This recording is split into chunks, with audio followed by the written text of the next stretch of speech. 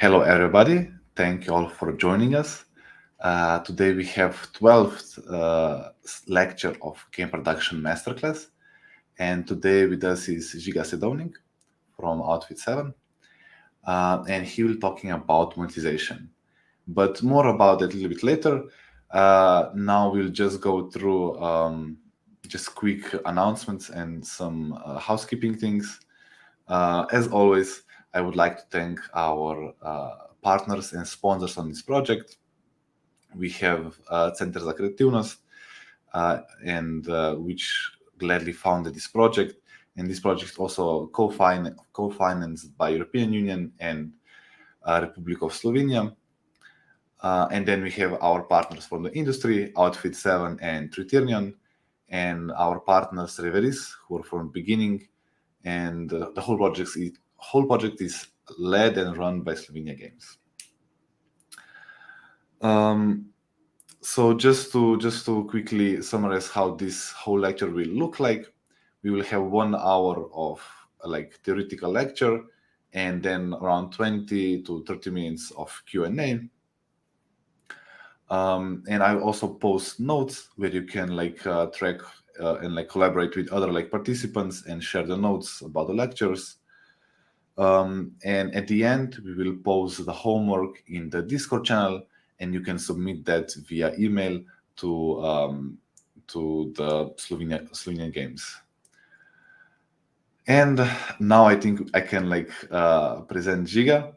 He's a principal data analyst at Outfit 7, and he has been speaker on with us, I think 2 times, right, Žiga?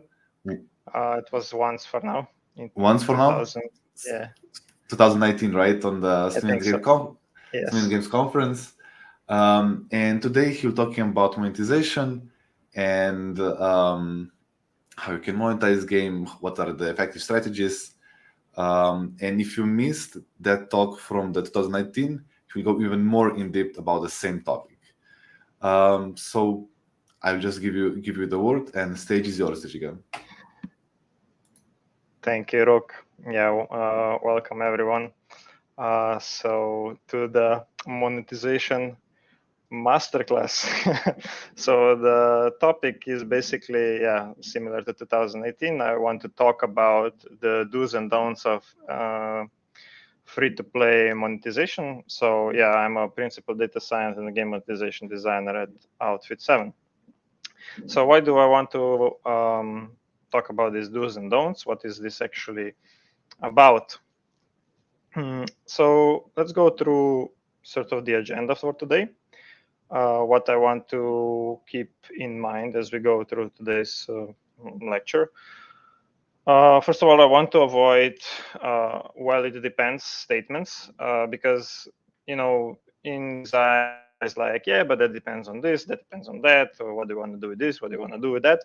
I want to avoid this as much as possible. It's not always avoidable, but I want to avoid this because instead of having things that always depend on something, I want to instead try to cover as some of what I think are the basics of monetization and a bit of economy design that can apply to a large majority of games when you will be doing your own concepts and game design documents and monetization design and economy design, so that we go through these major things that can be applied in many situations, or will give you the most bang for your buck, let's say, the most impact if you kind of apply these things from today. So the end product of this talk should be kind of a shotgun list of things that you should be aware of when you are doing games, game design, monetization design, economy design. So what to keep in mind. And then, at the end, to have just like an actionable checklist of things, that you can apply immediately to your game. So what is kind of this actionable checklist that we're gonna try to cover today? So the list, the first thing we're gonna cover is to design your games with monetization in mind. So to always, like one of the major mistakes is that, monetization is kept for later, or the economy is not even considered that much, but it's always the priority of game design, what the game is going to be like. Oh, we're going to shoot dragons or whatever, that a lot of focus is on the game aspect of the thing, but not on the monetization or economy aspect, which should actually come into play much sooner. The second thing we're going to cover is when you are monetizing your game, is to keep in mind a lot the value proposition of what you are selling. So value proposition basically means that what you think is valuable in your game, that your players also understand this. And it's an easy concept to keep in mind, but it's when you design things, it can quickly lead to something that you did not intend to. So we're going to cover a bit what are some core value proposition concepts. The third thing on the shotgun list that I always frequently see as a mistake is to not keep your max spend in mind. We'll cover what max spend actually means, but what I want you to do when you're doing your own games is to keep it in mind and increase it, because in terms of the basics, of course you can always keep it lower, but as a basic thing, increasing your max spend will have more favorable design outcomes for you, and we'll cover that, why and how to do it. The fourth thing on the list is a pet peeve of mine is the loot box, because loot box in their minds is the product, not is the actual product. So it's like, oh, loot boxes, it just has loot boxes, greedy, or it's a greedy game, has loot boxes, or whatever, it's just another loot box game or whatever, where that it's the product, whereas actually it as a tool, and if designers would use it as a tool, it's actually a very powerful tool in both economy design, monetization design, and game design, that has been used for much longer than since FIFA started the whole trend of real monetization of loot boxes. So we'll cover that, and then we're gonna move a little bit into advertising territory. We're gonna cover for mobile games specifically rewarded videos. We're gonna basically just touch on 3 golden rules that I use for evaluation of rewarded videos to see in advance which kind of rewarded video positions make sense or could be improved, or to be even in the game, right? And the last part, we're going to cover a little bit of economy. Economy design is a subject of its own that is a little bit broader and can be a bit more complex than monetization design. As far as basics go, I'm going to cover inflation here, because inflation is the one thing that I usually see in games, and that inflation ruins a lot of game design or monetization design ideas, because economy inflation was not kept properly in check. So we're going to talk a little bit about that, because it's quite easy to identify, but you have to know how to fix it, or to keep it in mind when you're designing, that it doesn't become, that it's not too late, Okay, so that's kind of what we're going to cover in terms of the shotgun list, or the actionable list. So why I'm talking about this subject, so that if you can trust me what I'm saying, to cover a little bit of my background and what I do at Outfit. So I basically combined 2 of my passions. One is for mathematics and economy in general, and the other part being, of course, passion and love for games. So my the educational background is I studied financial mathematics at University of Ljubljana, and from there, during my studies for masters, I got I started working for a company dealing in data science. Basically, I got very interested in data science, generalized data science application machine learning and this kind of stuff. And I started working. I worked for 3 years at a data science and machine learning company. My thesis and then was one of the products of the company, which was like machine learning trading algorithm, so to trade stocks. But otherwise, we were also doing a lot of consulting and work, data science work for banks and insurance companies and this kind of financial institutions, basically. But of course, there's no gaming yet here. So gaming came into play when I was then kind of, let's say, invited by Outfit 7 to come work there. And since then, it's been 6 years. In end of 2016, I joined. And I started off as a data scientist the idea was to work as a data scientist because that was my background, mostly on in-app purchases and monetization in general. But as I will mention next, as I said on the shotgun list, you have to keep monetization in your mind from the start, not after as a data scientist, but as a designer. The production starts. So I quickly shifted to we need to start thinking about this from the start, and that's why we kind of started with this kind of monetization design role then, right? Because you need to design from the start. And I worked on a lot of games. Like now, the biggest one now that are on the market are kind of My Talking Tom 2, My Talking Tom Hero Dash, and the latest project for the last 2 years that I have been working on is Mythic Legends. That is now today in global launch, so you should go and download that. And this is a game that I'm very proud of. We've been working this for the last 2 years.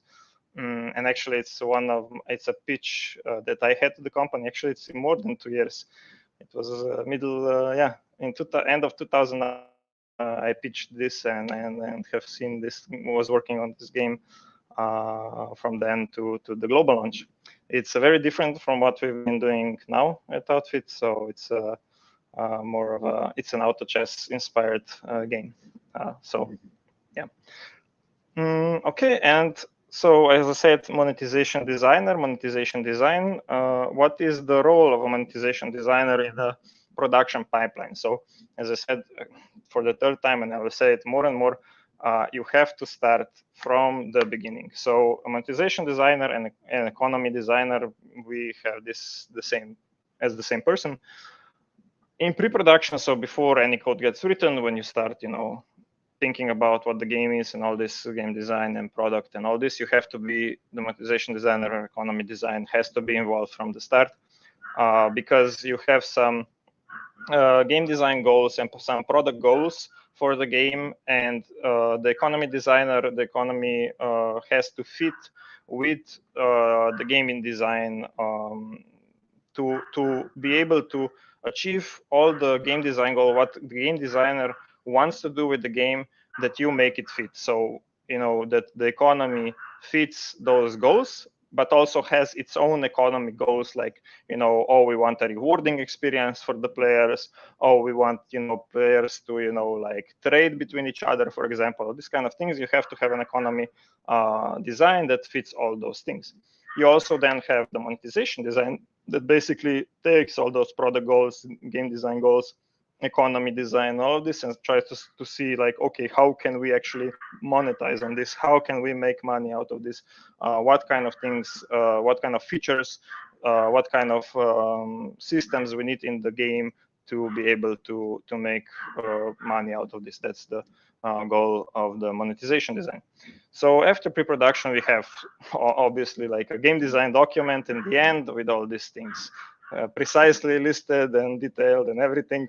But you will have a lot of things that are basically configurable, like in your design. So you might have like, different for, if you have a loot box, you might think about like what are the probabilities of something, or like how much currency you get from some system. And then, as a monetization and an economy designer during the production, you have to be always with the team on the features. You need to explain how the features will work. You need to have an overview how they fit into the game. If changes are made somewhere, that you are aware of them, that you adapt to the changes. You see, okay, can this change still work in the current concept? Do we have to change something? You have to be on top of all of this. And the second, while this production is ongoing, you're also doing on the economy balancing. So you are trying to figure out, okay, how these faucets and pipelines and all of these kind of things, how does the economy work, and what kind of parameters have to be set that it will be balanced. So that for one of those things being, as I said, to keep inflation in check, but there is like other things as well, of course. So that's kind of your role during production. And then it's released, you had all these ideas, you came into a lot of crossroads. Okay, I can either do this or I can go in this direction. I can make like a battle pass that lasts 1 month and then costs 10 euros and has this many rewards and this kind of value and this kind of background and this kind of thing and that and that and that. You have like a lot of design choices during that period. For economy, you might have a more stingy economy, you might have more open economy. It's all kinds of different things that you could choose. And then in post-production, basically you are still first of all checking, did you actually hit what you wanted? So did you hit your goals for the economy and monetization? You had all these ideas on how it's going to work. Is it working that way? Maybe players different way. Maybe you did something that you didn't think of, and they are playing, like they are, I don't know, exploiting some part of the game. So you have to first check that everything is as expected. And if not, you have to rebalance and figure out a way where the game works in the way that it was intended to work. The second part is, because you had all these ideas, as I said before, it's good that you question your decisions. You should stand by your decisions, but it's also a way you have to optimize this whole economy and monetization process. So you might do A/B tests on improving those decisions and maybe finding and mostly learning more about your game, your audience, with the economy, how they interact with the monetization, and make a better game for the players, right? And then the third part in post-production is to consult on feature updates. So any feature, any update that happens and contains features, it's 90%, 95% chance that it will include some sort of economy or some sort of monetization inside of it. Because if nothing else, usually there's a big feature coming, and product and game design players to get a reward for playing that, and this kind of, or it includes economy in some way. So you need to be present. You need to challenge the feature if it's leading to inflation, if it's overweighting that part of the feature, and you have to make it balanced. You have to see how that fits into the economy so that it fills both, all the game design, product goals, economy goals, monetization goals. So you have to be present there for that. So yeah, during that plan, the tools that a monetization designer will use is, first of all, and the most important tool, is to play a lot of games as a game designer as well. But you have to know broad spectrum of games, broad spectrum of tools that those games use to balance the economy, to monetize the game. You have to know for different genres, for different audience. You have to question yourself, okay, why did they choose this specific way of doing it? Why is it a good way of doing it? How does it compare to this other game? How does the player experience that kind of feature in the game? You have to, and to get this mileage, okay, you need to do hands-on, but you have to learn and play and understand. It's easier to play a broad set of games than just learning from those 2 productions a year that we do, or not even that. Yeah, so that's the most important tool. And if you have a heart for gaming, it shouldn't be that difficult. But really to focus also on broad, genres. Even if you are making just RPG games, it's good to learn from other genres how they do things, because you might, as a game designer as well, you will learn, new tools and new ways of thinking about a certain set of obstacles. And the second tool is a user journey. User journey is basically, I don't know if you heard of this, but the idea behind user journey is like a mental exercise. It's basically how you feel different players, perhaps different personas of players, will interact with your game from an economy and monetization point of view.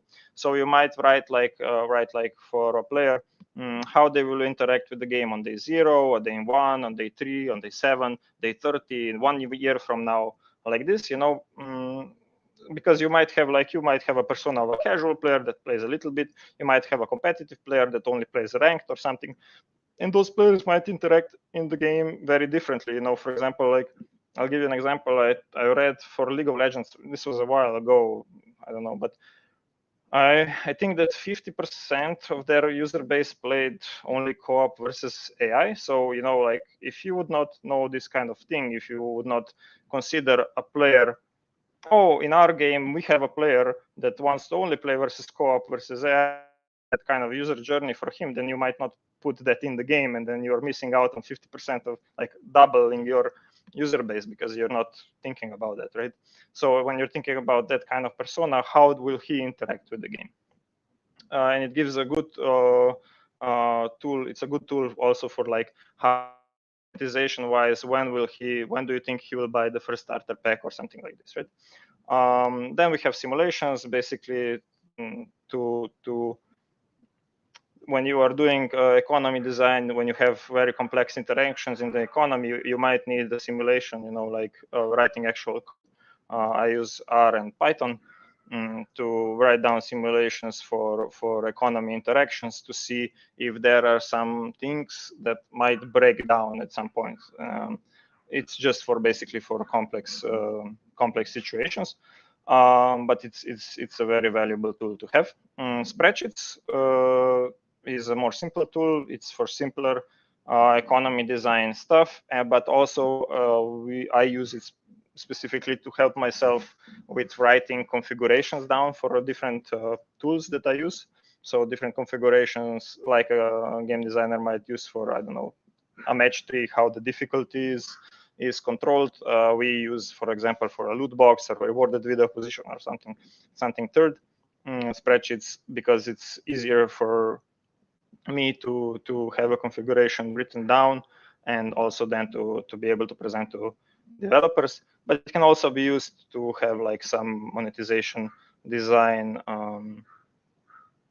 simple, not simulations, but averages of things to see, like, okay, if a player plays 3 times a day, he gets 500 coins. For 500 coins, he gets, I don't know, 1 box, and 1 box gives him 1 key on average. So in, I don't know, this many days, he will have enough keys to unlock a world or whatever, these kind of things.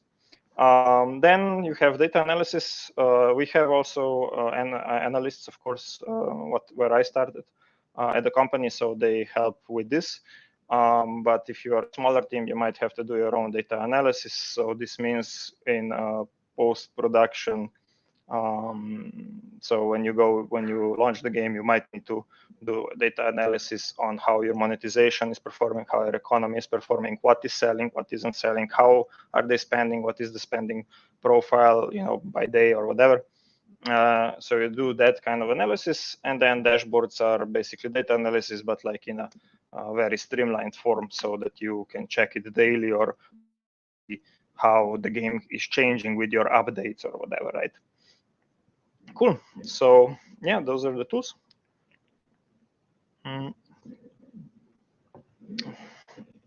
So on to the meat, to the core of today's talk, the do's and don'ts.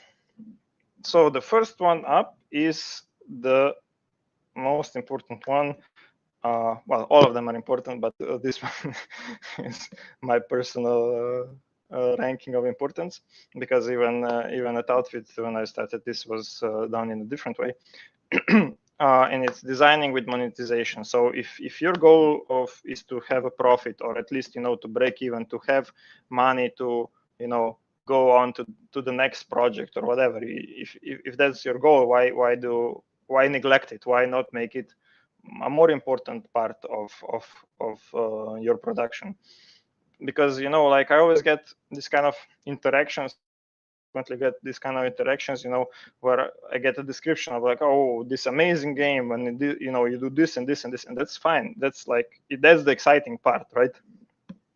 But then I ask, okay, and how do you plan to monetize this game? And then it's like, kind of like chiri, like a bit of a blank stare, and it's like, we're gonna do like maybe some loot boxes and maybe some skins, and then yeah, I mean, and this might be the game that they're talking about, like this, like a Helix jump, and then what, you're gonna, sell skins to change the ball into a different shape. And then it's like, yeah, is this really the best monetization concept for this game? And that's why I would like, for you to think about when you're doing a new game, starting with what players will be passionate about. No one is going to be passionate about, the $10 re-up. No, they're going to be passionate about the game. And that's good that you start with that. But with that, after you have that, think about the monetization part of it. Because there is a lot of different approaches, a lot of different ways that you can approach something. For different games, there's different ways.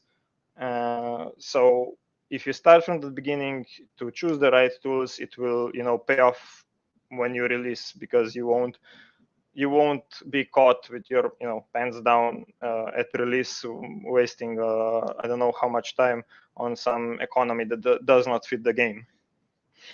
And the most important part when you are designing from the beginning and this choosing the approaches is to think about who the audience is. Keep your audience in mind, because depending on the audience is how is the most important thing on how your design will change, or how you will choose your monetization and economy. So if I give a comparison, for example, of Helix Jump and Fortnite, you have Helix Jump on one side, a very, very hyper casual game designed to be played in very short bursts of time. Might be on the toilet, you might be on the bus. It's very simple. It might not be the easy game or whatever. It's simple. It's not punishing. You start new. You have short bursts of sessions. And it has a wide appeal. It's built to have a wide audience appeal. And that's why a game like this, that it doesn't really plan on drawing you in with, I don't know, 1 year of playing. There's definitely probably some players that do. It's just not the majority of players will not tend to be like that. So it might make more sense there to, do like interstitials and rewarded videos, have more heavy on the advertising, because the in-app opportunities might not be so frequent. Audience that you are targeting will not really be inclined to pay, because they see there is a lot of throwaway with this kind of game, right? Whereas on the other hand, you have Fortnite, where a session can be quite long. When people sit down at the computer and or on console, they even on mobile, when they went to mobile, players that are playing, they play for long sessions. So mobile just for toilet sitting games, but also for longer session games. And so it's not no longer that dependent on platform. But still, the idea is that when you do sit down, that you play longer matches. If you win a game of Fortnite, it's like 20 minutes of your time, which compared to 30 seconds of Helix jumps is a huge difference. You also have a competitive aspect to Fortnite. So things like cosmetics suddenly make more sense as as a monetization feature because you show off to your opponent. While you're dunking on him, he sees that you have this really cool skin. So it's very dependent on the type of audience you have. So even though both games have a wide appeal, they have a lot of a very big user base. Do Fortnite is a very viral game. There are differences in how players perceive the game and what do they want to achieve out of the game, what kind of expectation they have. It might not even be the same audience. Most likely, it is not. So we have time investment where it's very casual versus hardcore. We have a gameplay that is strictly single player. No stress single player game versus a competitive multiplayer, where you're aiming for that #1 spot. Everything else is you're doing terribly. And motivation for the game is as I said, what players expect to get out of the game is a quick fun thing, low stress. They like the feeling of this tactic feedback of destroying the blocks versus a Fortnite that might be about being #1, improving yourself through each gameplay, might be competition, might be showing off. By the way, when I say motivation, this doesn't mean that every player has all of these motivators, but I'm just trying to differentiate between how majority of players might look to where majority of these traits. So it's important to distinguish maybe through user journeys as well, what kind of players you will have in. Fortnite also had good success by adding more casual game modes. Now they are even going into this no building mode because they saw the popularity of it, right? So it's always to keep in mind that you might be missing some of the audience. What can you do for them, right? But still, when you are designing, there's a huge gap between these two games, right? Okay, so that's designing monetization. Keep it in mind right from the get-go. The most important thing that you can do there is to be realistic about what your game is gonna be, and to be realistic of what kind of players you will achieve. Thinking that you will make a Diablo-esque game and then get all the Helix jump players into it is not being realistic. Everyone wants the viral Fortnite 2 million, 5 million, I don't know how much active players every day, but it's better to keep it realistic and keep the monetization in line with that. And then if you see success, you can always adapt. Yeah. The other way, it's much harder. Second part is value proposition. And it's about, as I said, showing players, what is the most valuable thing. They need to understand that it's valuable, that it keeps the value, that it's okay, you're paying this much, but you're getting, you're getting your money's worth. So the value proposition has to be clear. And I see in a lot of popular games kind of these situations. So you have this kind of two chests. And if you recalculate this, basically the right one costs 2.7 euros. Well, let's say 3 euros. And in the end, you get one item in both of these chests. So one costs 2.7, the other one costs 5 times less. And you get one item. Okay, you get this subsidiary chest, you buy, you just spend 3 euros and blah, blah, blah, blah, blah. You get this, this thing scratches, and then you get this item. And okay, this item, when you start the game, might be good. I don't know, might be good. But as time goes on, it becomes less and less valuable. You might even get an epic here. So the best thing that you can get here, as the value proposition of this chest says, you can even get an epic. So you can get a rare and epic, and in the other chest you cannot get it. But even this epic, if you play, this is from Archero. If you play this game, after a while, this item doesn't really matter, even if it's epic. But you're paying 3 euros for it, right?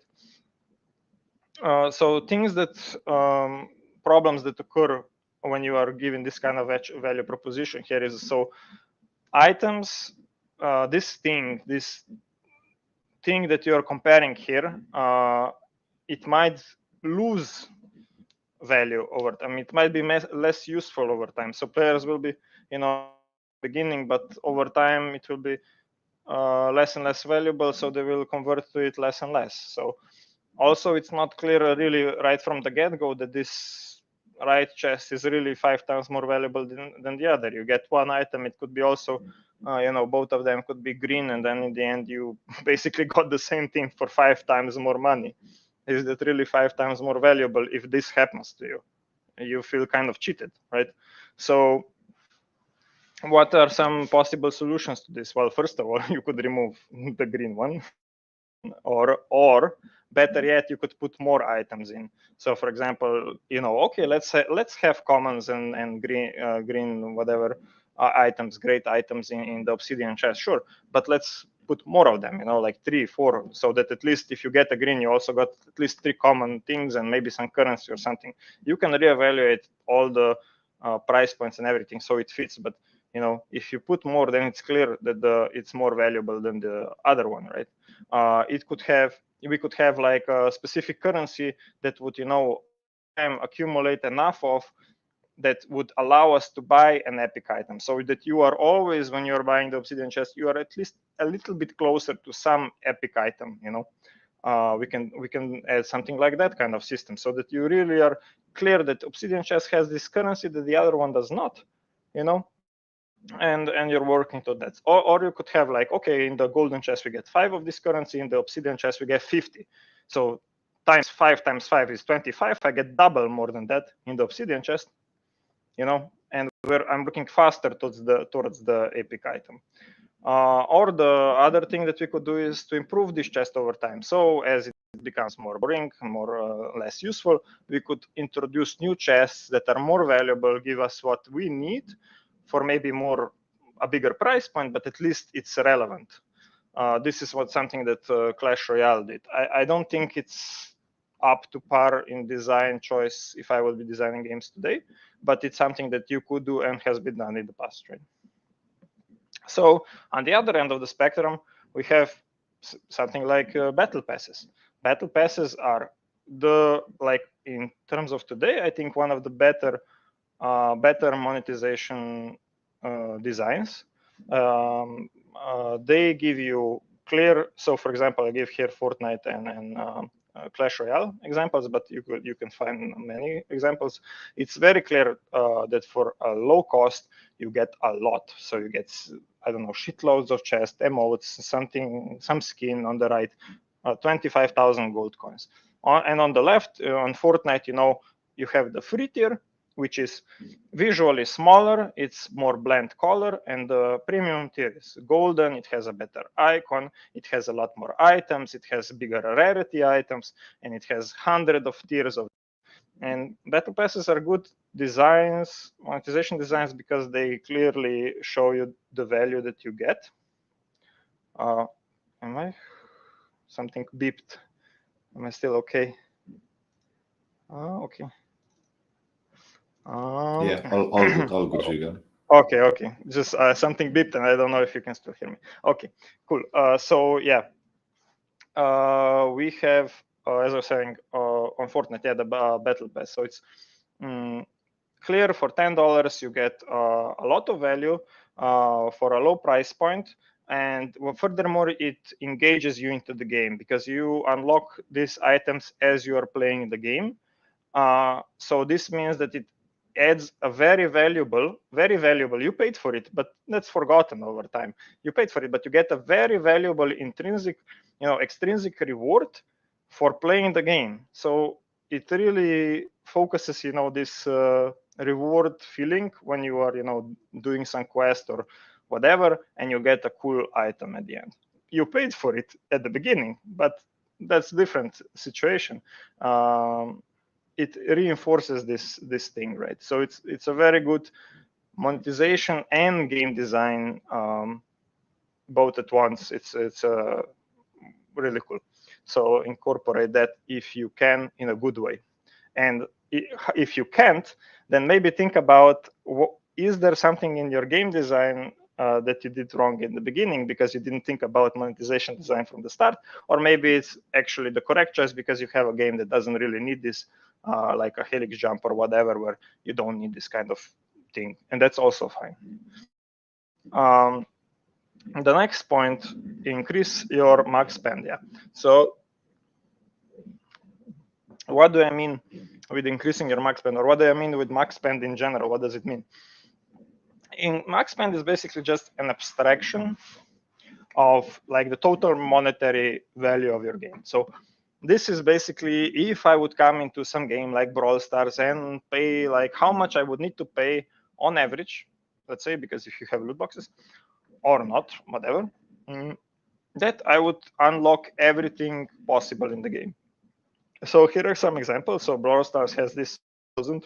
Fortnite had 6,000 when I was doing this slide, but it's much more now. Clash Royale is 40,000.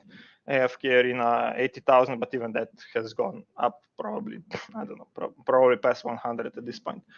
And this doesn't mean, that you are want 80K from each user, let them suffer. No, it doesn't mean this. This is just a number representation that just gives you kind of a sense of where you are. Because when I came, like when I was working on Gold Run, one of our games that was released before I came to the company, I saw like we were questioning like how can we improve this monetization there? How can we have more in-app users, in-app purchase users?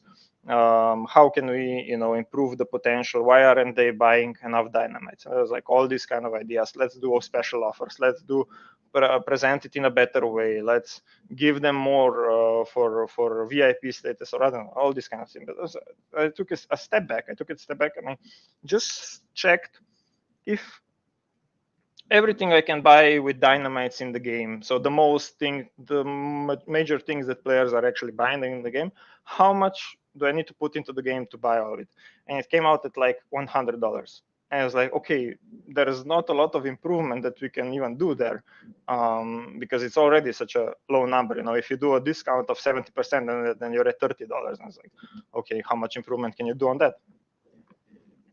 And if you have this bigger number, then you create more space for yourself. So first of all, you already from the start, of course, you have a higher monetization potential because you have the option of someone immediately spending 1,000. It's not going to happen, but it's a higher potential than 100. So if someone was willing to spend 200 in a $100 game, he will never spend 200 because he can just spend 100. In a 1,000 game, he can, right? For example. But more importantly, it gives you much more design space. It will be easier to breathe because especially nowadays, most free-to-play game design revolves around giving players rewards for playing, being actually playable. No one, majority of people don't in especially designing for Western, you don't want like pay to win stuff. But pay to win in our sense is usually not even just buying power, but it can sometimes be even like this, Clash of Clans style where you if you don't pay, you will never get anywhere. So if it just gives you more design space for your game, because you can always then give out more rewards to players. Like let's say that we have AFK Arena, 80,000 euros, and maybe your design in the end is to actually give every player, if they play for example, around 70,000 of that in-game rewards, maybe even more. And that last one, 10,000 or 5,000 or whatever is kind of for the players that want this thing sooner. And maybe like 80,000 they're gonna get in 2 years' time, for example, right? So it just gives you more opportunities to give like something that looks like 10 euros of in-game currency, like on a more regular basis. You could give like in 80,000 AFK Arena, you could give players like what, $80 worth of in-game currency every day, and they would be good for days, for 3 years. Giving $80, 80 euros worth of stuff in our Gold Run, they would be instantly unlocking everything on day one. So it's a very different perspective, yeah. So yeah, it creates more space, it allows for bigger rewards, And it also allows for better value proposition difference because you can now create these battle passes or even starter packs that cost $10 but give actually $100 worth of stuff where you price it, right?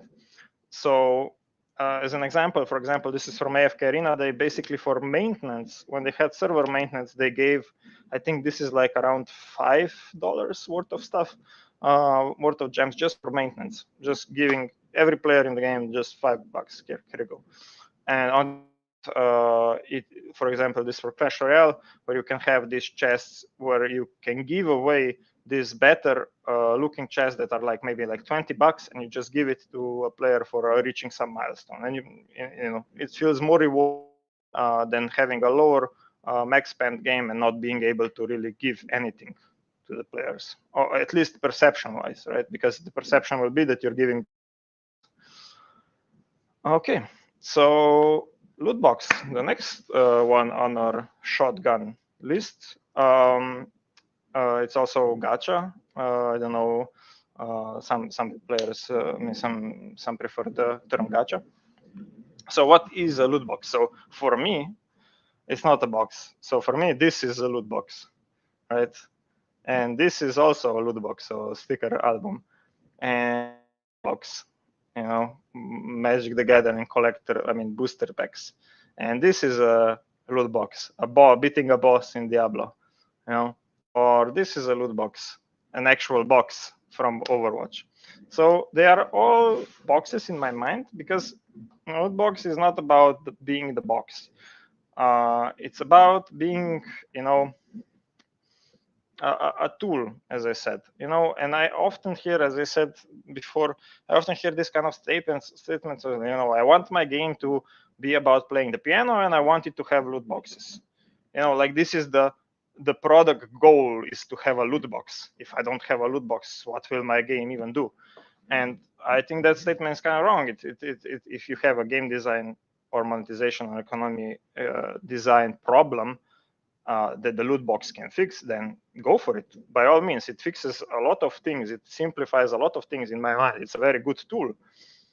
But having it as the end product, it's not a good way to approach it, because then you're pushing things into spaces that the game might not need, you know, because then you're maybe like you're creating a game. A lot of times what happens is we want to create this kind of game and want to have loot boxes, and then they're creating all this kind of random content to put into the loot box, you know, like that has no bearing and adds nothing to the game.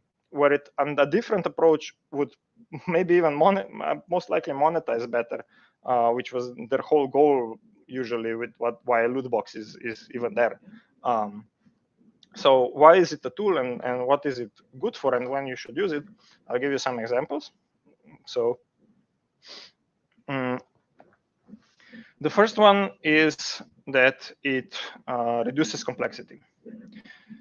So if you have a large number of items that you want to distribute to users, you can use a loot box to reduce complexity instead of having multiple different channels with different rules and different settings.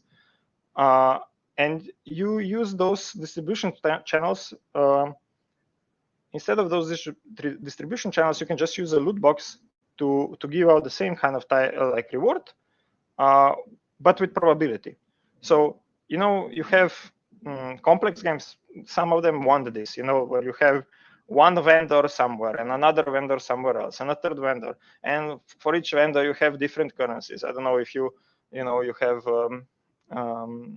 if you played every like MMOs like World of Warcraft, you have like different kinds of currency, different kind of vendors, different kind of items, different kind of styles, and all this kind of stuff. And sometimes you want that complexity in game design. World of Warcraft obviously wants players to have like control over what they for a certain price, and they know where to get that thing. But if you have a simpler game where you don't want to avoid that, and you want to have like, okay, just you might want to use a loot box. You know, you always give out the same currency and then trade that currency at one vendor or somewhere for a random item. Yeah. So and then that reduces a lot of complexity for players because they don't have to have a mental check of where everything is, what do they have, where to get each currency, all this kind of stuff. The second one, it can be used as, again, it's tangent to complexity, is you can use it then as a main reward point. So if you want a main reward point in your game, so this is something we did with my Talking Tom too. You can have all these kind of different things where you can gather this currency, but then you take this currency to a main central reward point. In our case, it was a airplane, and that airplane then went and picked a couple of items along the way. And then, whenever you want to reward a player for a certain action, for example, an update comes in and your game designers come up with a feature and they want to add currency there, you can reward currency for the loot for the main reward point there, and then the player will know already, okay, I got this, I already know where the reward point is, I go there, I get my reward. Okay.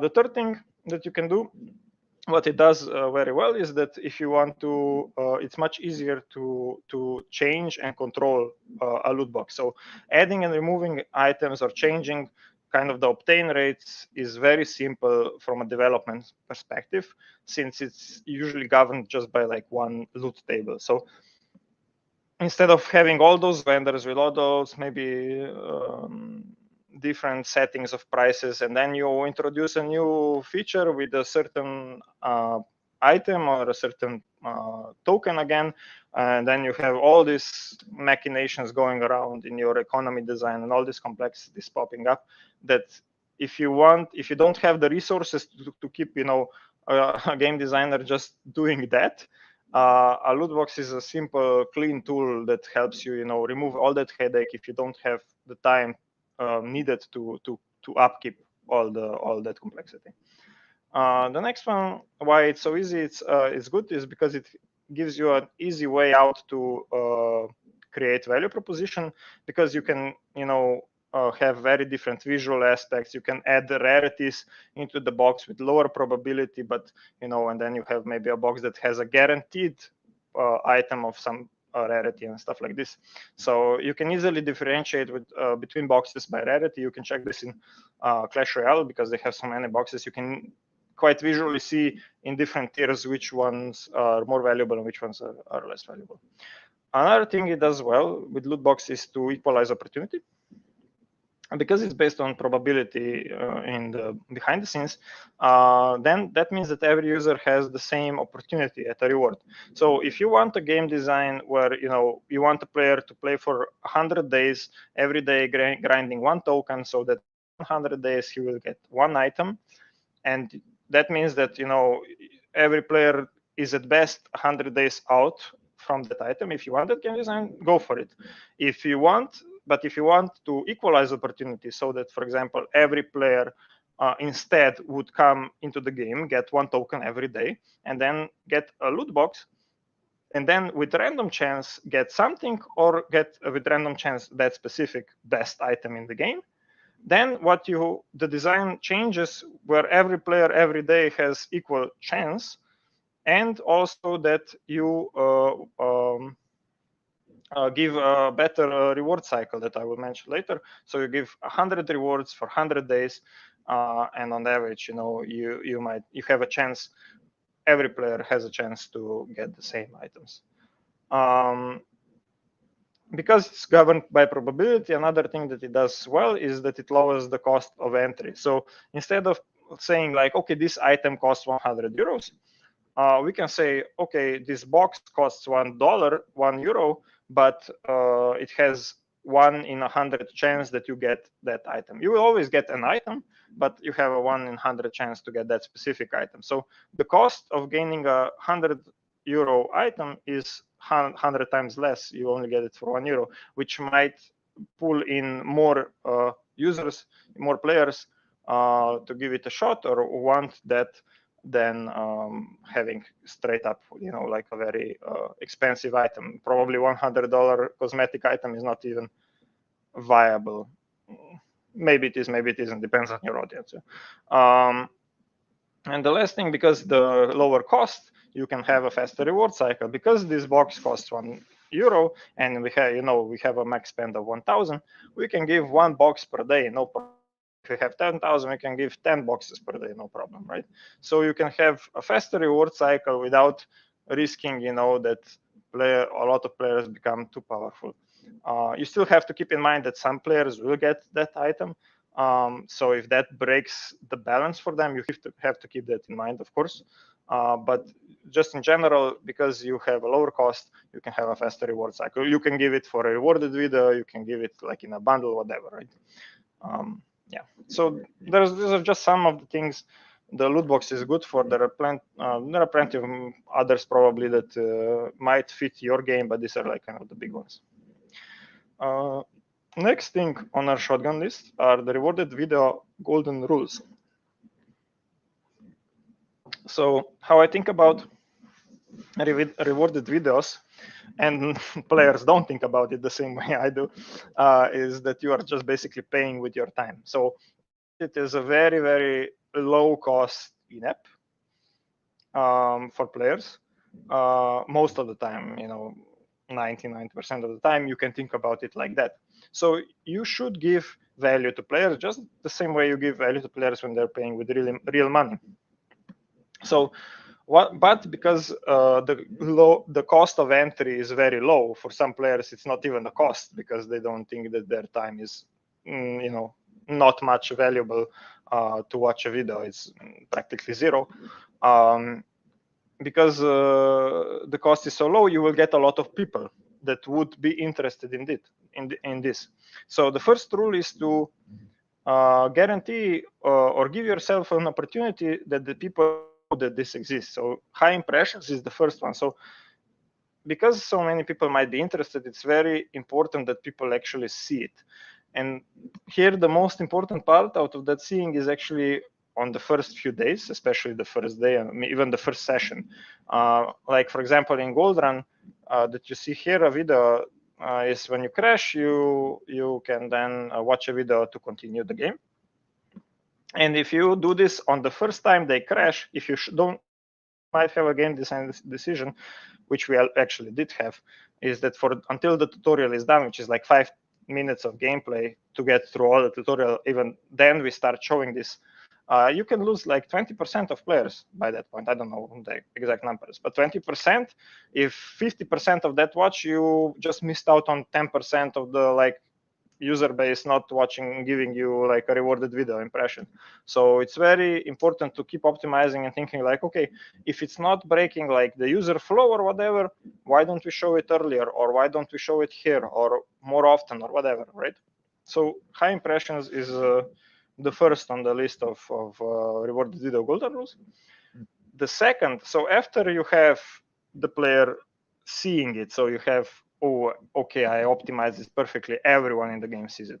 Okay, second part is, just like a value proposition, we need to have high utility for rewarded video position. So players that see the opportunity for a rewarded video, you want as high as possible the number that actually want to watch it, so that it's useful for them.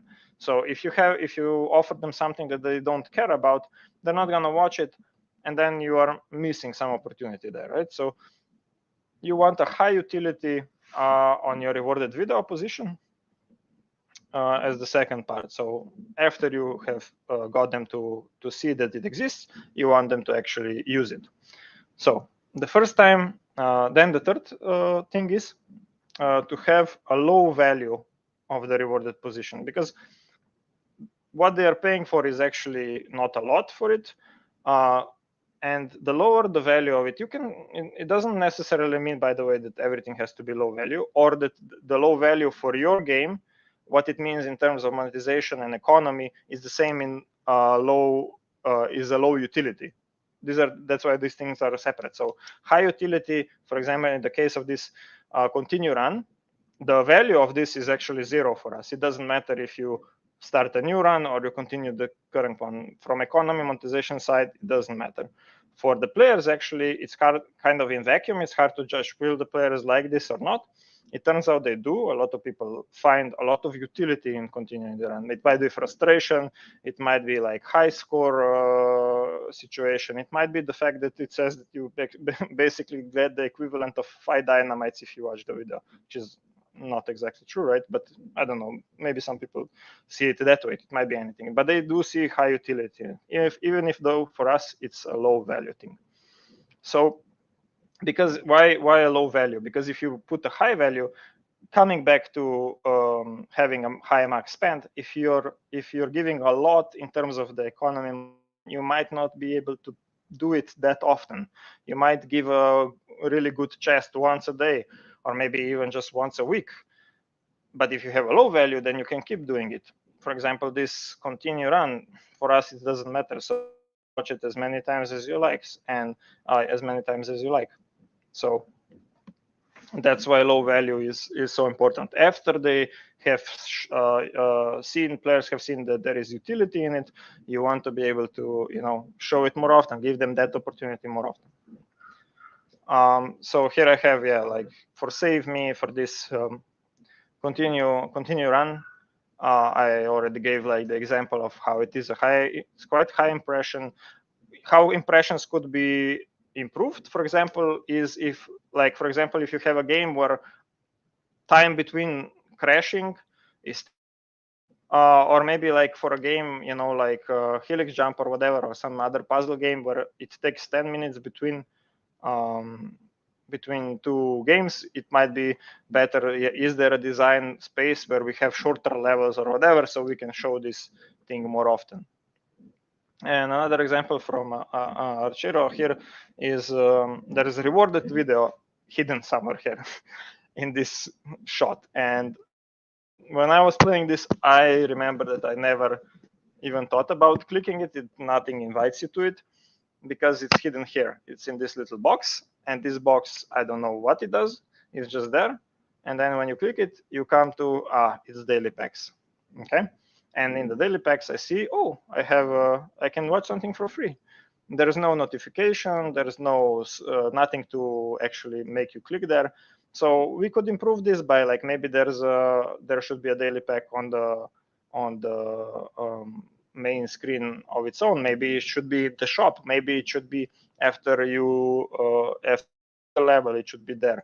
Maybe it could be in different positions to increase the impressions.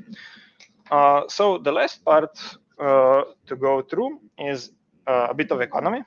I'll only cover inflation here because it's easiest to spot and most damaging usually, and it happens a lot of times. So I'll give an example of a game. So let's say you have a game where you shoot 3 targets until you miss 3, and then you gain coins if targets hit, and then you unlock new levels with the use of those coins. Simple enough game. It's actually similar game design to a lot of hyper casual and casual games out there. The problems with this kind of design is when players will hit those last levels, they will start accumulating that currency. And then, your game designers will be working hard on level design and making new levels for players because that's what players want. And then you will release packs of 20 levels, and those people that have been grinding currency for the last 1 month while you have been doing those levels instantly buy out all your levels, and they will skip the content, and you did nothing for them. You missed out on all your rewarded video positions and all these kind of situations, right? So this is an inflation problem where you are putting more currency into the system as it can be consumed. So when this happens, it really devalues all the content that you create because basically they just have an abundance and nothing to spend it on. So how you can avoid it?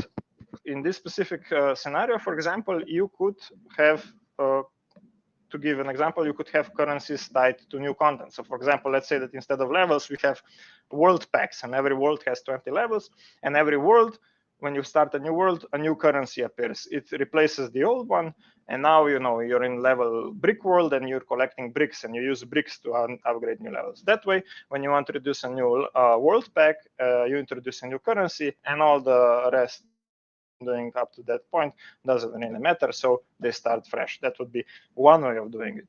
What another way would be to have more things. So have the other way, put more things in so that to spend on, so that the need for coins is bigger than what you are giving them. It could also be, for example, in a different way, it could be like, let's say the cost of levels is, I don't know, this much, so that it covers, let's say that you cap the amount of coins that you can get per day to some amount, and then the cost would be like 30 days of gameplay, so that that every world has like 30 days, and then if you create new worlds every 15 days, you will always have like more demand for coins than there are actually coins being gained. Or another would be to have like a conversion, which is just a different way of syncing currency, to have like, let's say, a premium currency, but have a very different ratio to convert to, so that players, they see, and then at a very high conversion rate, they convert into this premium currency, which they can only get that way, so that they can get like some items, and then it's basically again them. And there's millions ways to avoid it. There are other ways. It's just basically to keep it in check. That's the most important part, and to be aware of it, that it can happen. So that's basically it. This is the checklist to go again through it. This is what you should keep in mind, in my opinion, the most. So think about monetization from the start. Think about your audience, what kind of strategy you're going to use, what kind of economy you're going to use, depends on your audience. Think about ways to monetize depending on your audience. Increase your max spend. It will help you a lot with game design choices. It will open up a lot of space to have a more rewarding experience for players, to give out more, and you can always balance later how much you give. And balancing up is balancing to less is easier than adding more to somewhere where you cannot really add anything. Always give a clear value proposition. So players should know what is the most valuable thing. They should know that they should feel that what they're paying for is worth that money. Actually, they should feel that they are underpaying everything, right? It should feel like they're getting a good value for their money. Loot boxes, they are a tool, not the end product. Please keep that in mind. Sometimes you won't need loot boxes. There might be designs, a lot of designs, most designs of games actually don't need them, at least not in the shape or form that they are being used a lot. Keep in mind the rewarded video golden rules, so high impression, high utility, low value, and keep your inflation in check in terms of economy. That's the killer of all monetization. So really, really keep that in mind. So that's it from me. But before we finish, I heard that there's a little bit of homework that you need to get. So I split it into two parts. One for what I think that will help you a lot, and then the other part is if you're really interested in this and want to dig deeper. So we split it into monetization part, so what we have been covering today. What I want you to do for your homework, I want you to lay out your game design goals. I heard that concepts for your games during this masterclass. If you don't, then for whatever game you do, you can use a game that is already live and you like on you might write down game design goals as you see them for that game. When you have the game design goals, think about, based on that game design, how you feel, what is your audience, how many people you expect to play your game, how long, is it a more casual game, will they play for like just a couple of days but very intensely. Think about the audience really thoroughly. When you have the audience in mind, think about what your monetization goals are. Okay, I want to monetize based on this audience. I have a more niche game. I have a lower audience. I want to monetize more on in-app purchases. Maybe I have a more casual game. I think a lot of players will play it, but they will not want to spend that much. I'll go more into advertising. This kind of things, but more in depth than what I just said. Think about really challenge yourself in that sense. When you have those goals, think about for your game, what are the monetization opportunities? How do we monetize? Where do we put rewarded videos? How do we do advertising? How many minutes, seconds between advertisements? How many in-apps, battle passes, or whatever, what kind of monetization opportunities there are. Once you have that written down, evaluate those opportunities. So if it's rewarded videos, use the golden rules. If it's in-apps, use value proposition. If it's in advertising, like, okay, how much time? If you, let's say that you have a level-based game and it takes 10 minutes to complete a level, maybe that's too long to show advertisements in between levels. Maybe you need to show it also during the levels, for example. And then when you have that, iterate, go through, okay, this looks weak. Do I really need it? Can I fix it? Can I do something in the game design to fix it? Does it make sense with the audience in mind? And just go through that until you are kind of satisfied. So that's the homework. But if you really want to keep going and this oh, I'm really digging this monetization economy, me hyped up.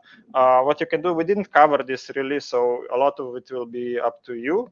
So go easy on yourself. But actually, economy design comes in a little bit usually with monetization goals or a little bit after monetization goals. You do the game design goals, you do monetization goals, and then when you know kind of how you want to monetize and what kind of audience you have and what kind of game you have to set some economy goals. So what does the economy want to achieve? Okay, a more rewarding experience, so we need to have an economy that will allow for more rewards. We want to have skins. We want to have an option for players to have a stock market. Okay, what kind of things we need? And then you can decide on an economy. Once you have the economy goals, you have the game design, monetization, and economy goals.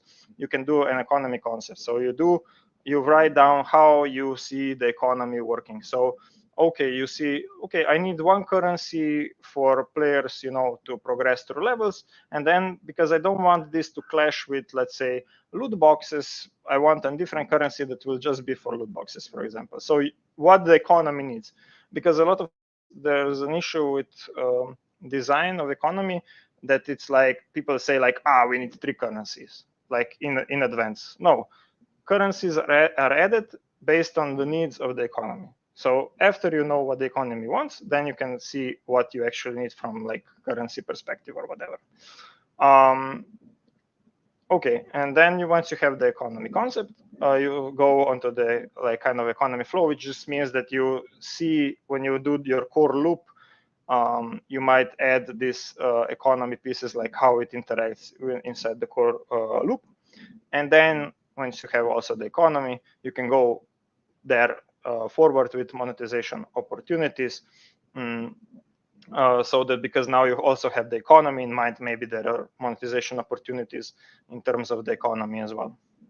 So that's it. I was a bit longer than expected, but so this is just okay. This is not necessary. So I'll give it back to Rok. Yeah, thank you, Žiga. That was quite an in-depth presentation. And yeah, as you said, now we'll go to a Q&A. We already have some questions lined up. So we're gonna switch to the other scene, and yeah, we can start. The first one is about loot boxes. Speaking about loot box, from the Loxy, speaking about loot boxes, are there different ways apart from a pity system where one could improve players being annoyed of always being unlucky, never receiving the best rewards? So one thing that I already mentioned during the talk, there are always ways. And one thing that I already mentioned during the talk, and I think that it's basically similar to the PT system. So if anyone who doesn't know, the PT system is basically what Hearthstone was one of the first games that I think did this. Is basically every 20 boxes you would get a guaranteed highest rarity item. So this is a way of avoiding being oh, I never get the good stuff. So what you can do, for example, what you actually want to give players in that sense is to have a little bit more control over the probability. So, for example, one thing you could do is put in the box separate currency. For example, every time you buy a box, you get 5 coins, 5 tokens, whatever. And then those tokens are redeemable for specific items, for example, right? So that players always have this progression towards the item that they actually want. That's what you actually achieve with that kind of system. That's basically, like it can be even hard, more deterministic than just a pretty specific legendary, a random legendary. But you actually, like a player, that isn't even enough, because that player gets a random legendary, but it might be a want. He wanted this specific one, right?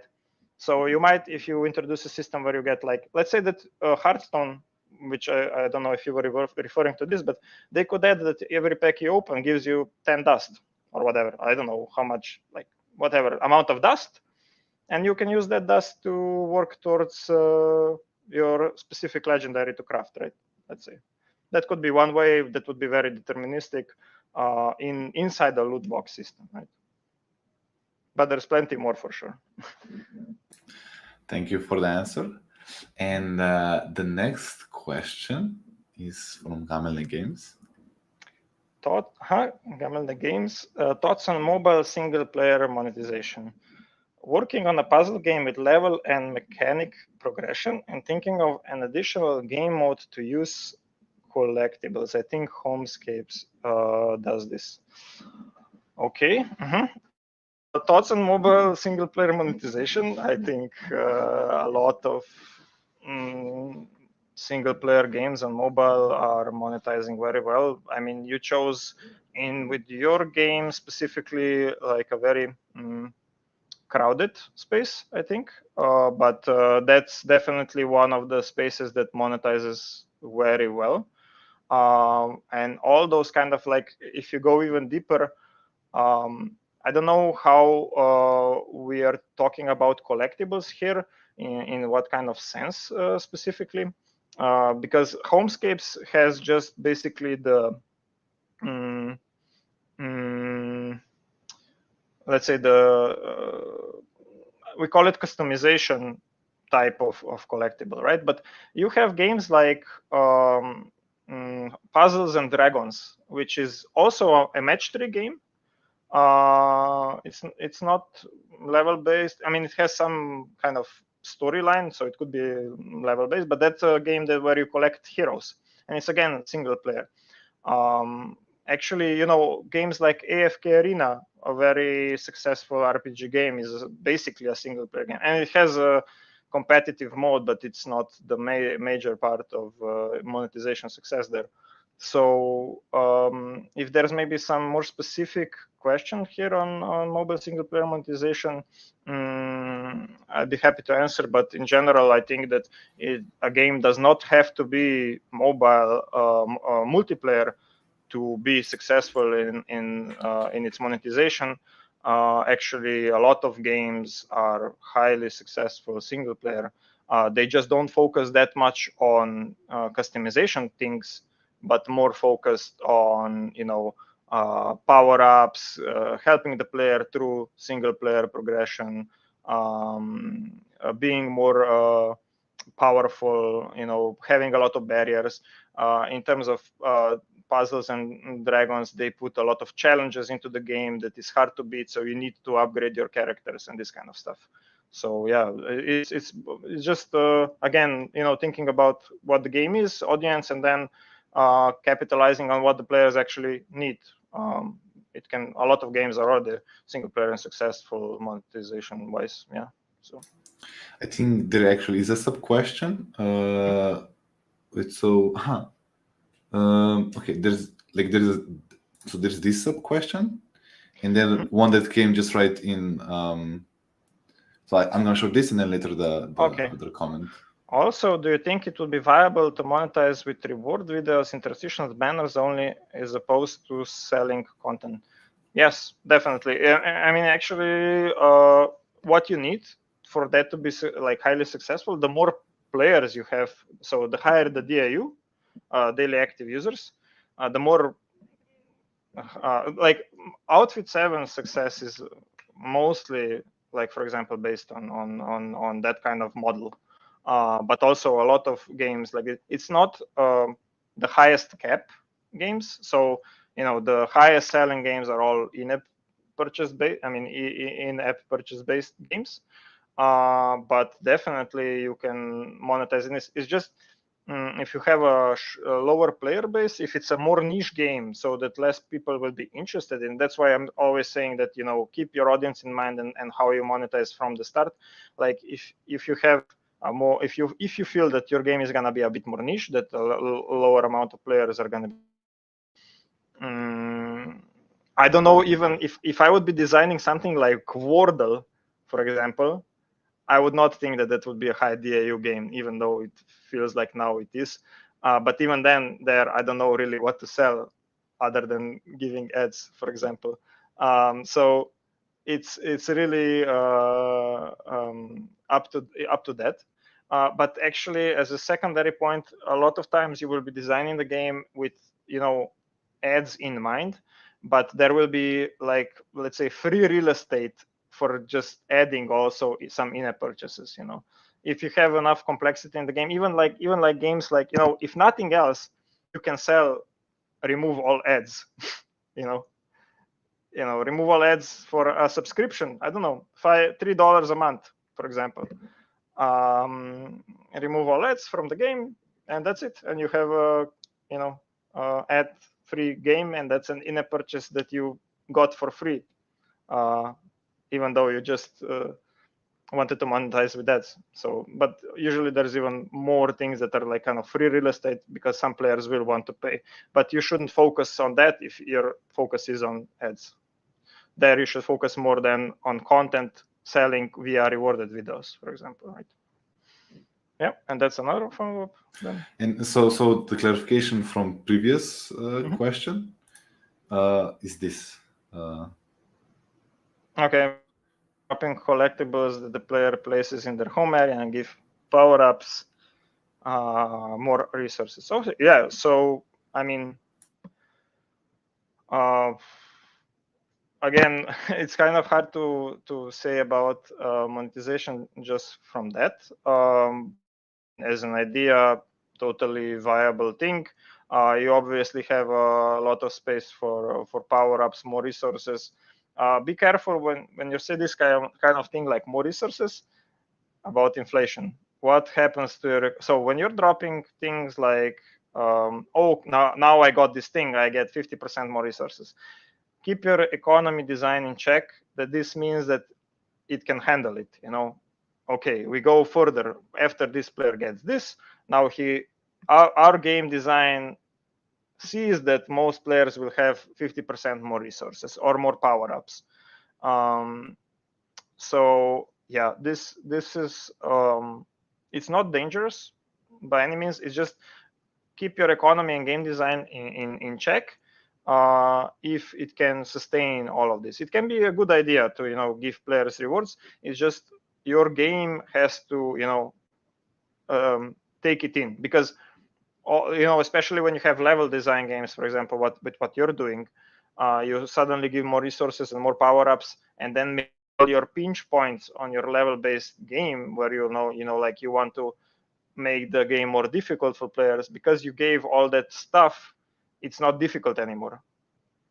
And just keep that in check, so that this all still kind of is able to flow further. But it's more an economy situation than monetization. In monetization terms, you can think about monetization opportunities. Okay, we started dropping collectibles. Okay, maybe we have we have a shit ton of these collectibles, and maybe, okay, now how do we give these players these collectibles? Do we put some in achievements, some in the game, maybe some for in-app purchases directly? Maybe we just sell a loot box and you get a random one.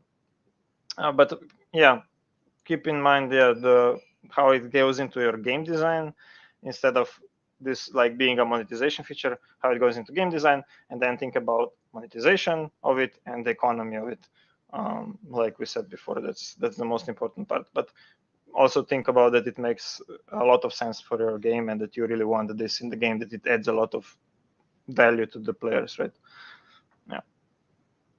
Okay, thank you for the extensive answer. And next question is more about ad mediation, I think, or ad integration. In our engine, AdMob has the easiest integration. Do you think we should seriously consider other ad networks and spend the resources needed to learn the ropes and implement other ad providers? So I cannot comment too much about this. I know that we have, in our case, we have a lot of ad providers and a waterfall system. So basically, we have a model on how to evaluate which ad provider is gonna give us the most valuable ad and blah blah blah. So to optimize the revenue stream, it's quite a lot of work. There's a whole team dedicated basically just to that kind of stuff. So yeah, I mean, it's good to have fallbacks as far as I know. So if you, I don't know which ad providers are like the biggest ones. I mean, AdMob is Google basically, as I know, so it's probably the biggest one. But maybe if you cover like 3, 4 of the biggest ones, just to have a fallback, because sometimes it happens that the network doesn't have an ad and you miss an opportunity there. So if that happens a lot to you, you can maybe check through some data. If it happens a lot to you that you miss the opportunities for those things, then maybe it's worthwhile to have a like a fallback provider. So if you know that you see, okay, if this provider doesn't give an ad, okay, maybe you can get from another one. Because like if you are missing 50% of opportunities, then yeah, that's a lot, right, on monetization side. So it's basically, what you're asking me is basically a very simple cost analysis, like is it worth for us to implement another one so that we reduce this fall to like 20% instead of 50%? But if it's 1%, then maybe it's not worth it at all, right? Yeah. Okay, thank you very much. And the next question.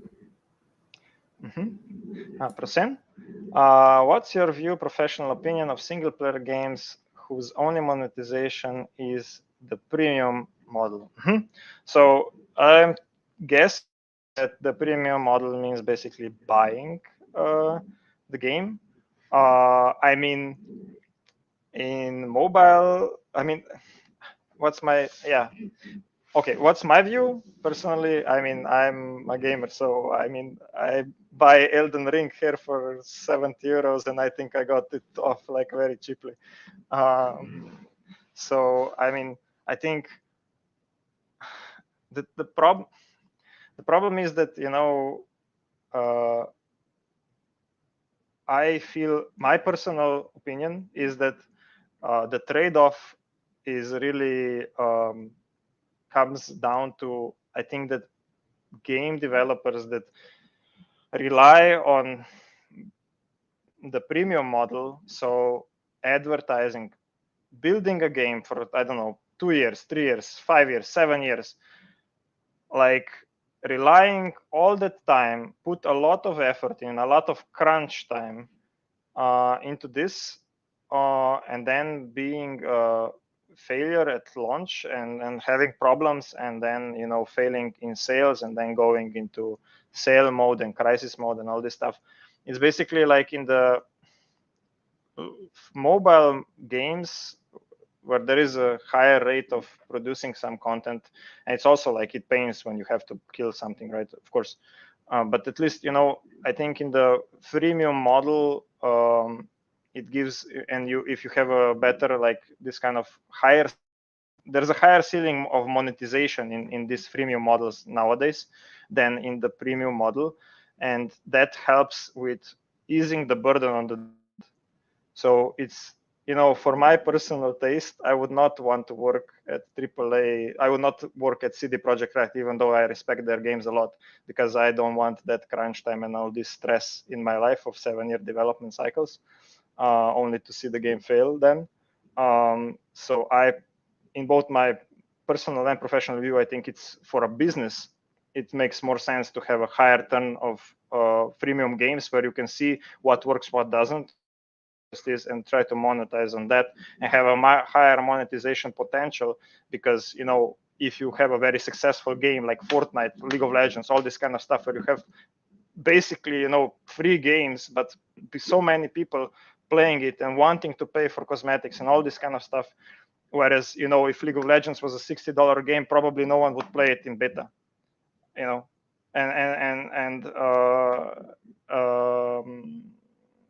it would not have this success, and you would be paying $60. People would be paying $60 for what would be the ceiling, and they would have to move on to making League of Legends 2, because that's the only way to monetize on the game. I mean, to monetize on the new development cycle. This way, they can just keep updating the game, innovating on the current design, and that's it. Have a live game that people enjoy. So, I think for developers, peace of mind, I prefer the freemium model just in that case, and mobile development because it's higher.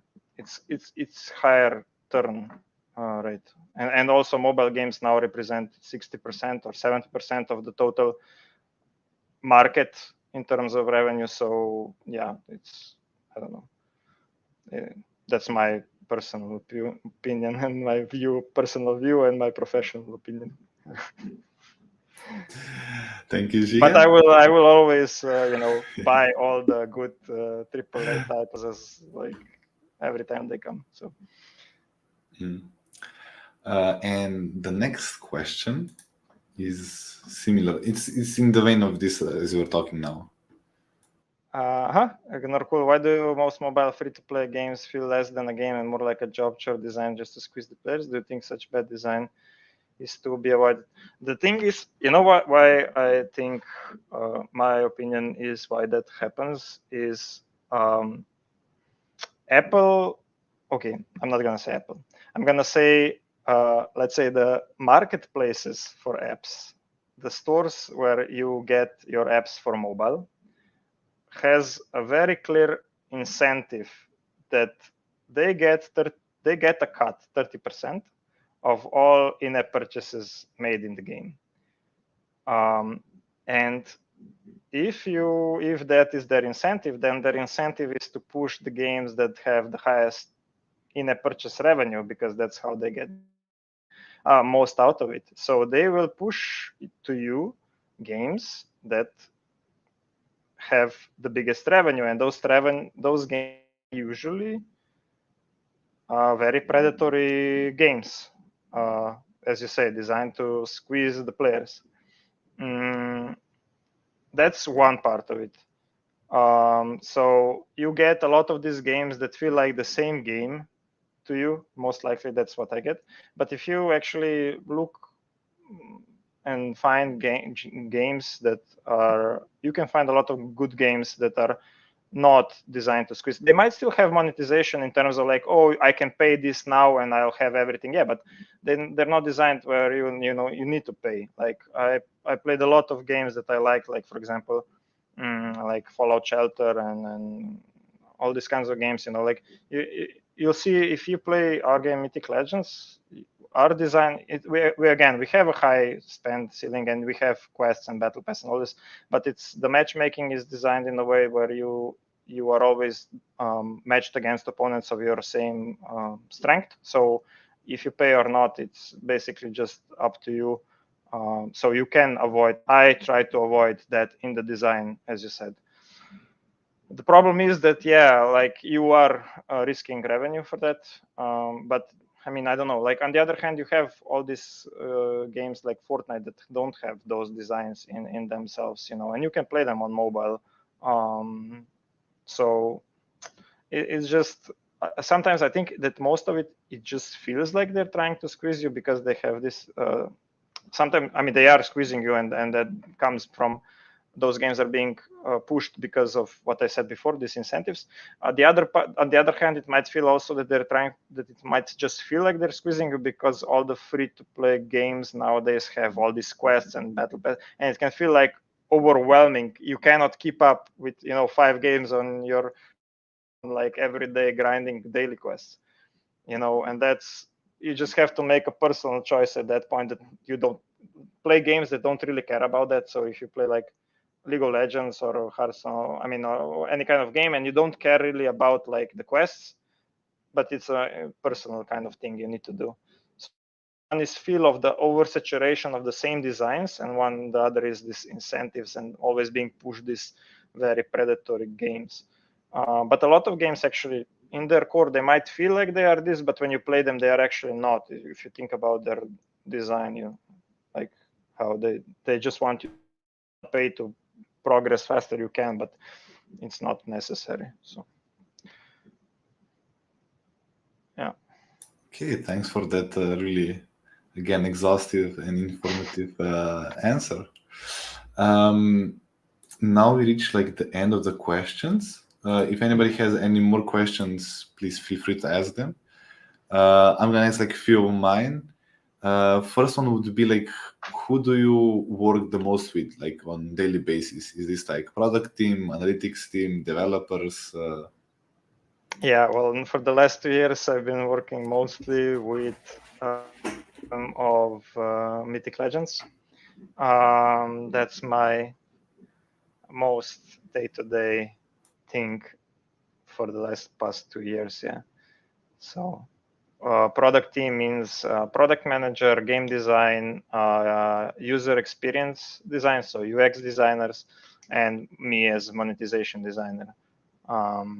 So that's the team, and then also leads on the team. So our director is a big one, because especially for me as Mythic Legends vision holder, and then usually this would be more like product thing, but in the specific case I was also like involved in the art direction and maybe some product producer on the game. But yeah, mostly it means talking to the bug team, and even more so with the product on the game, because he has to be the one actually carrying the game, where it wants to go, how it performs, and all this kind of stuff. So to talk with him, yeah. But as a monetization designer, also basically, yeah, product.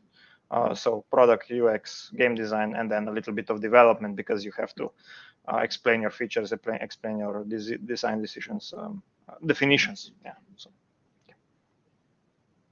And like being the I guess like go-to monetization guy, do you also like talk with like platforms and like let's say platform holders, or how to say, like with Google, Apple, or like No.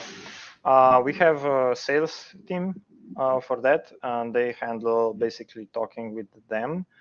If I might have an idea for something that would involve Google or Apple, or they have some interaction, but no, I've never really talked with them specifically.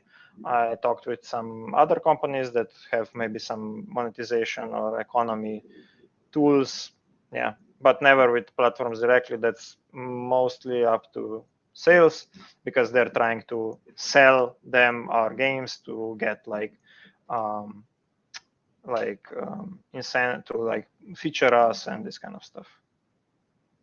But actually, like, by the way, before, when I was talking all about this like incentives of the platforms, in our experience, like for example,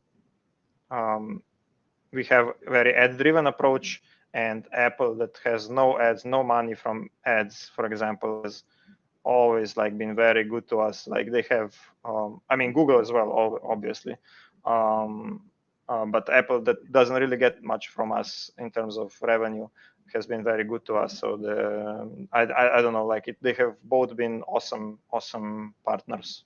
Yeah. So.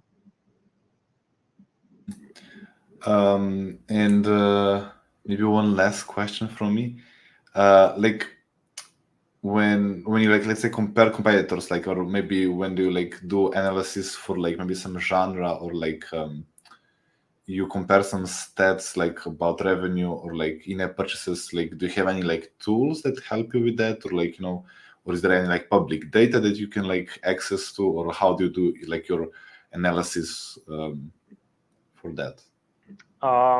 Well, in pre-production, when I'm doing the game design, I rely heavily on playing games and figure out, what works, what can work for our game, how do other games do it, does it make sense for us, try to learn and try to incorporate that.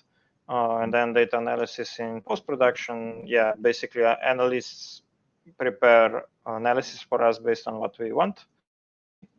I also used to do it when this was starting out more and I didn't have so much responsibilities with everything else.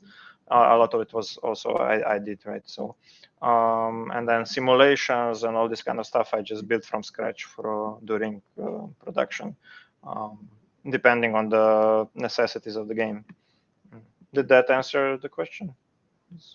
Yeah, I mean, I thought that you maybe use like, I don't know, App Annie or some like similar tools, or like, or that's. Well, yeah, sometimes. I mean, sometimes but that's more like actually what should be before you even decide to like, will you even do the game?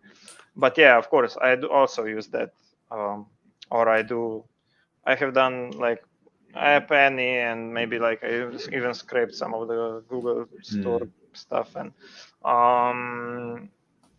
there are external tools, but not that many, honestly. The best external tool is to download games and try them and see what works.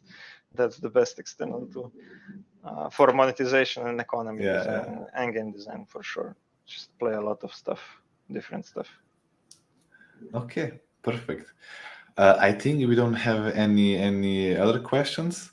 But if anybody like would like to reach you, like, do you have like any like I don't know, like online page or like any like public email that they can contact you, or they want to? I have LinkedIn. I guess that would be the easiest for now. I don't have anything much like, I mean, on LinkedIn you can always shoot me a message and I'll try to get to it to answer. If you have, especially if you have some specific problem with your game, I can try to help out with that. Perfect. Thank you again, Žiga. That was really like in-depth session. And yeah, and as always, we see each other like next week. Next week we'll have a crowdfunding with Matei Eritrean at the same time, same place. And yeah, we see you all next week. Ciao.